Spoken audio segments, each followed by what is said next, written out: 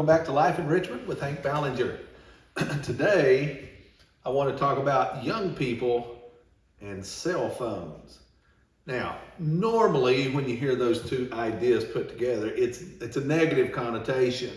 And most people are saying, well, they're on their cell phones too much, or it's a bad thing. They're just constantly looking down at cell phones. But today, I'm actually going to be talking how that young people and cell phones could be a very good thing. So we're kind of going just the opposite direction, polar opposites of what you normally hear. But today we want to look at it as a good thing. Before we get into that, I would like to say appreciate those who follow the channel, those who listen. If you enjoy the content, if you could like and subscribe to our channel, that would be great.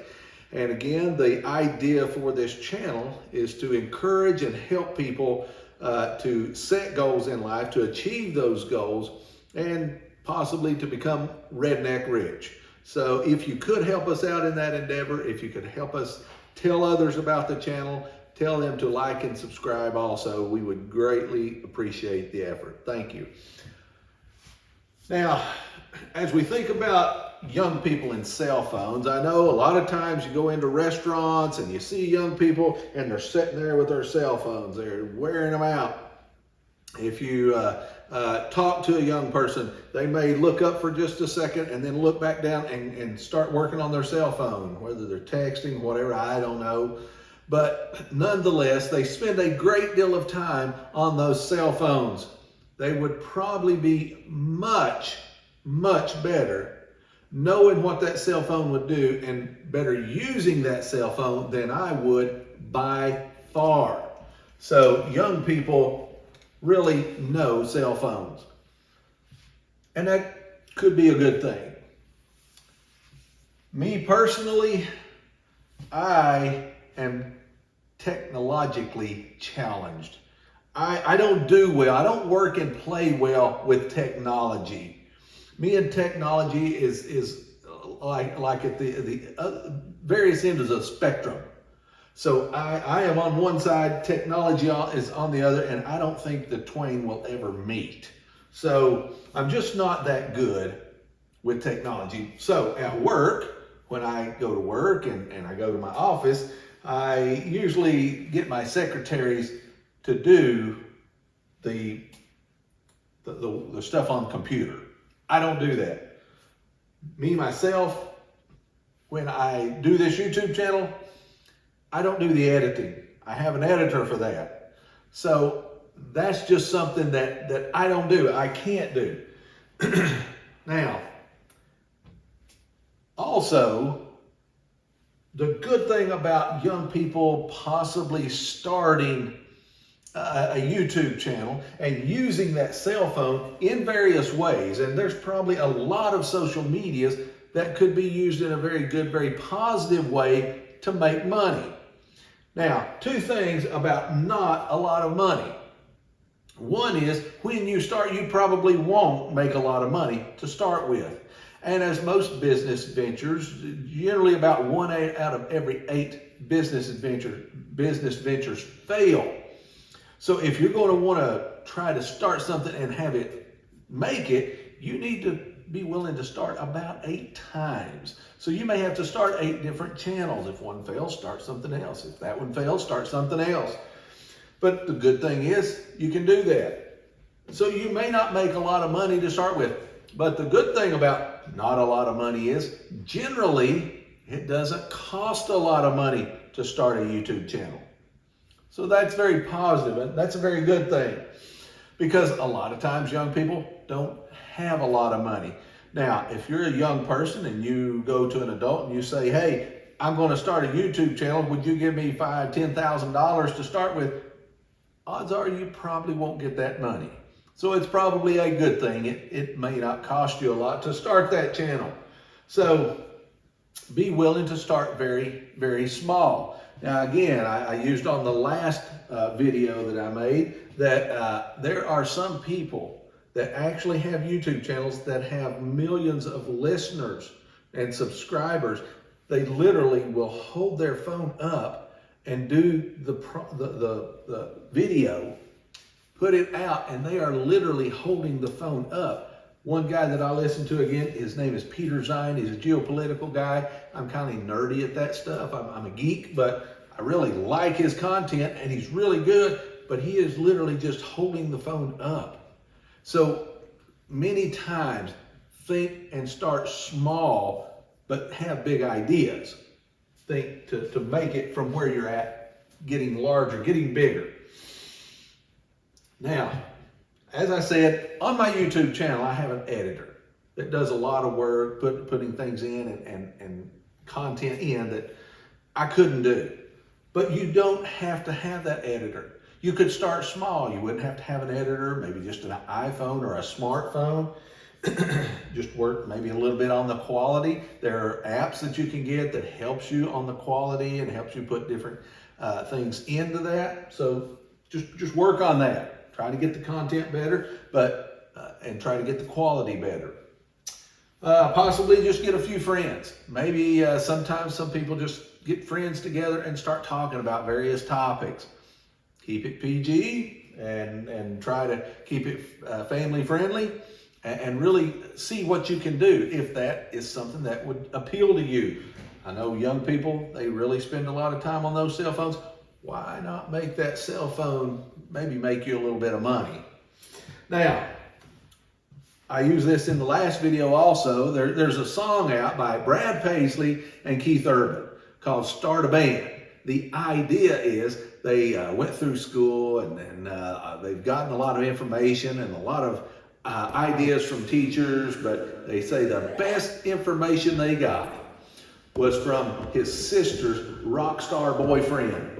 That they just need to get a bunch of friends together and start a band. May not be bad information, I don't know.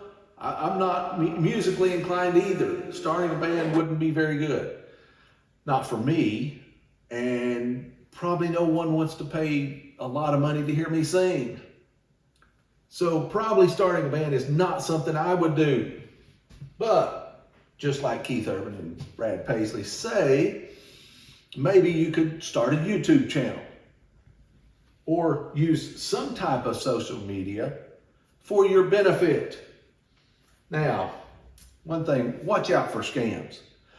Watch out for these get-rich-quick schemes. They are everywhere. A lot of people promise you a lot of money for very little effort. Generally, that does not happen. I've had a few endeavors in life and have done very well, but none of it's easy, none of it's quick. I have heard of a few people that's gotten very wealthy very quick. Generally, it's from the lottery or something of that nature, but they usually end up losing it. And the statistics are definitely on my side when I say that. If you make something quick and easy, you are probably going to lose it the exact same way. So just remember, watch out for scams and these get-rich-quick schemes. They are everywhere. Now, listen, young people.